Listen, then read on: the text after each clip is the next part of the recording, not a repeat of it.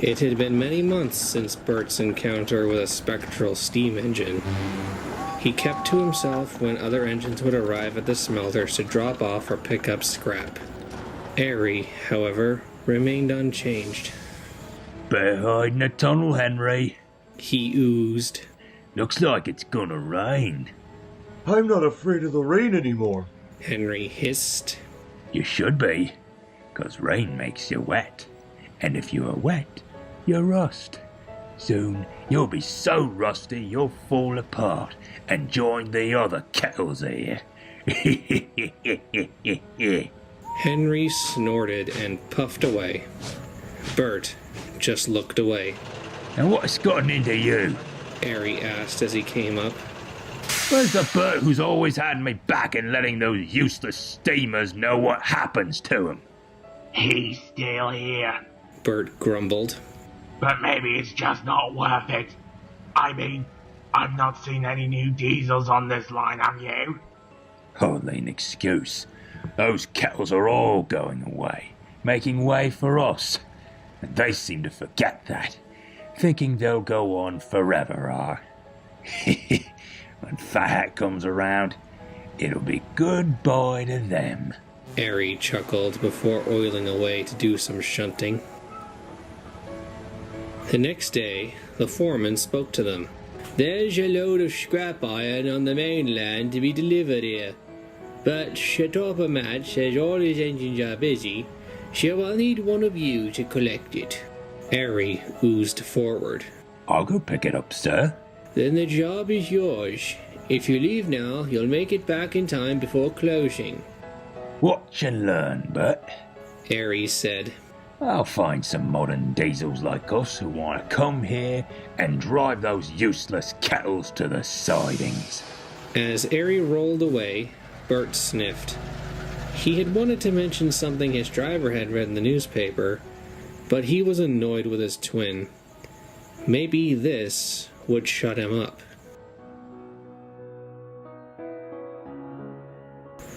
The sun was just setting as Arry rolled over the bridge leading from Sodor to the mainland.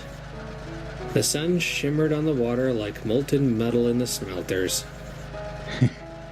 Now isn't this a grand sight? He said to himself. Very soon, the sunset was gone, and the sky was dark by the time Arry rolled into the yard. It was packed with trucks and waiting diesels. Now, where's this train I'm meant to collect? He asked himself. Slowly, from the mist, a diesel pulling a goods train rolled into the yard and stopped. Ah, hello, my good engine. Arry called out. I'm looking for a train. Any chance you know where that is? The other diesel growled and looked down at Arry. Do I look like a bloomin' directory? Push off back to your cold, damp siding. It growled before purring away. Arry was confused. That's no way to speak to a fellow diesel. Let's got up his exhaust. He didn't have long to wonder as another diesel backed down onto the train pushing some tankers, adding them on. Arry spoke up again. Hello? I'm looking for a train of scrap heading for Sodor. Where do I find that? The diesel stared at Arry coldly. It stared for so long, it seemed like it was looking through him. Arry felt a shiver run down his cab. Over there, shunter, the diesel said, looking across the yard toward some dark sidings. Thank you. Arry said hastily, and he oiled away. The other diesel watched him go till he was out of sight. Arry moved his way along the dark sidings slowly. It seemed quieter here. He felt himself getting a bit nervous. The yard lights on this end of the yard were out, so he could hardly see. Soon he found the waiting trucks and coupled up. He wanted to go, but the signal rose and he was stuck in the siding. As he looked around, he saw a long line of square shapes on a siding nearby. In the gloom, they looked like vans. But the closer he looked, he saw they were diesel shunters. And not just diesel shunters, but other diesels as well. They hadn't spoken a word as he had come over. "Is it time?" a voice asked. Arry looked up, wondering whose voice had spoken. It wasn't his driver. It had come from his left, from one of the diesels.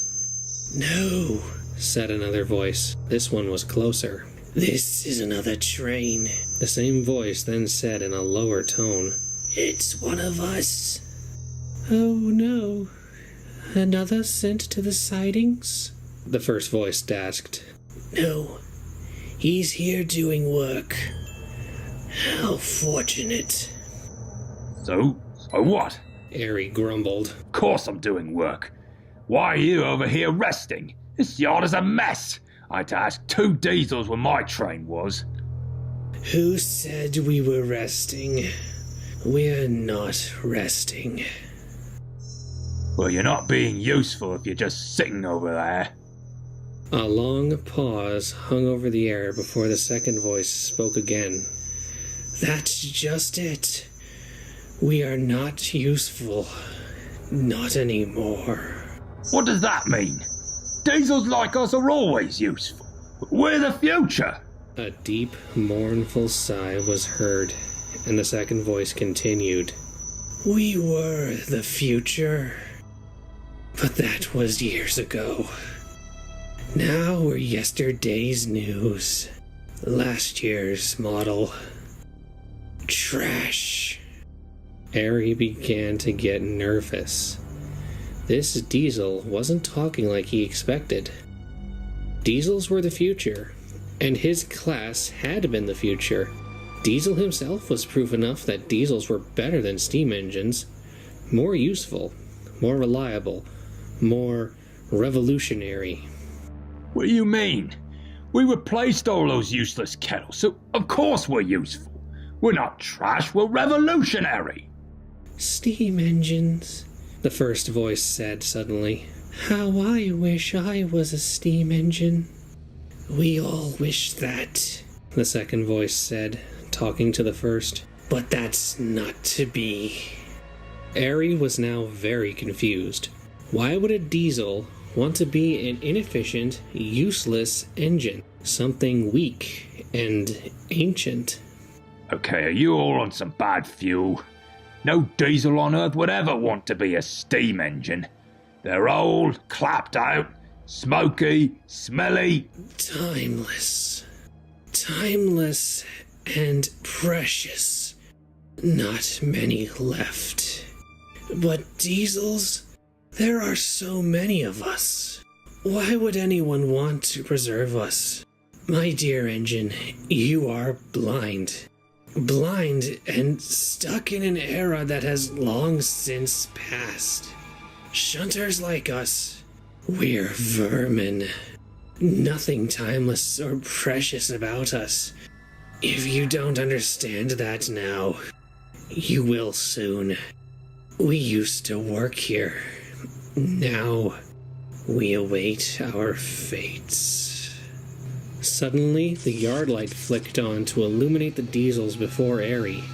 They were filthy, caked in grime and rust, with the words "Scrap" painted in bold letters on their sides. Arry gasped, staring at them. So many diesels. At least 8 shunters and 2 heavy goods diesels sat on their sidings. Many didn't even look up or acknowledge his presence. The owner of the second voice was looking right at him. His face was filthy and covered in rust streaks. His eyes widened as he read Arry's side. "Sodor! You're from Sodor!"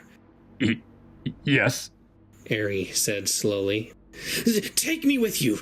I'll do any work that's asked of me. Just take me away." "No, take me. I'll work with steam engines." The whole line of diesels woke up. Each began begging to be saved, taken to Sodor with Arry. Arry felt very crowded. Slowly the voices became more pleading, and also fighting between the voices began to ring out. Engines began putting down others, rather horrid names spewing from their mouths. Arry felt helpless, seeing so many engines, diesel engines, at their throats, sniping each other, all for the possibility of survival. Suddenly, the signal dropped, and Arry charged out of the siding, dragging the scrap train behind him as quick as he could. The voices still echoed behind him.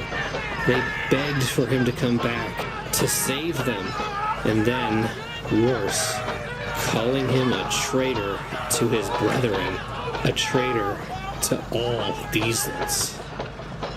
Arry didn't look back once, and he didn't stop until he rumbled over the bridge, back onto Sodor.